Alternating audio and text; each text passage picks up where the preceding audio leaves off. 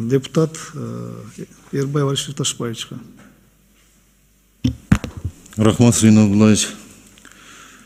Нурбек Такабаевич, бул жерде мындай суроолор деле көп жок, баардык өзгөртүүлөр, толуктоолор кирди. Бирок могу жерденчи сиз 6-биринен ачсаңыз, 6-биринен 3-пунктун карасаңыз,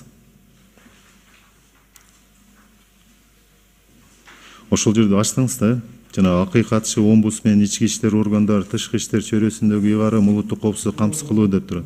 Ошол жерде мурунку биринчи өзү барында мурунку редакциясында жазылганда мамлекеттик чек араны кайтаруу жана коргоо чөйрөсүндөгү деп турат да. Сиздер мамлекеттик чек араны коргоо деп киргизип атасыздар да. Мисалы, бул коргоо деген жанагысына которгонубузда защита да. Жанагысы охранасы бул кайтаруу. Сиздерде бүт текст боюнча ушунда башаламан болуп калганда, кээ бир жеринде ушуну эле жанагысын орусчасын карасаңыз, ал жерде охрана государственной границы деп турат да. Өйдөсүндө коргоо деген бул эми жанагы кайтаруу, коргоо, защита, охрана, кайтаруу деген да. Мурунку текст менен экөөнүн башаламан кылып чаташтырып алыпсыздар да, бүт эле текст мененчи. Андан кийинкисин дагы бир карап койсоңуздар, башка жанагыларында беренелеринде да ушундай жана көрүнүштөр бар да. Эми буну 3-окууга оңдоп койсоңуздар болот. Стилистикалык, грамматикалык жанагылардын каталарынчы.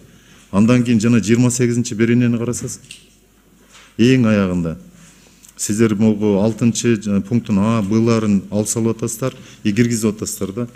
Орусчасын карасаңыз, Мерде жазып атаса, таких случаях уполномоченным органов выдается удостоверение лица без гражданства деп. Ушул жерде кичине грамматикалык ошибка бар экен, уполномоченным органам да, органов эмес. Ошого окшогон жанагы лингвистикалык, стилистикалык каталарды билбесеңиздер, келсеңиздер көрсөтүп берели, алмаштырып койсоңуздар деген сураныч. Атак колдойм. Бүт жана башаламан болуп калыптыр да, кыргызчасы бир, орусчасында бир болуп калган. Азыр сиз бул жыйындан кийин сизге кирип, булардын баарын тактап, сиз менен макташып болосуз. Радиал талант. Түшүнүңөрбү?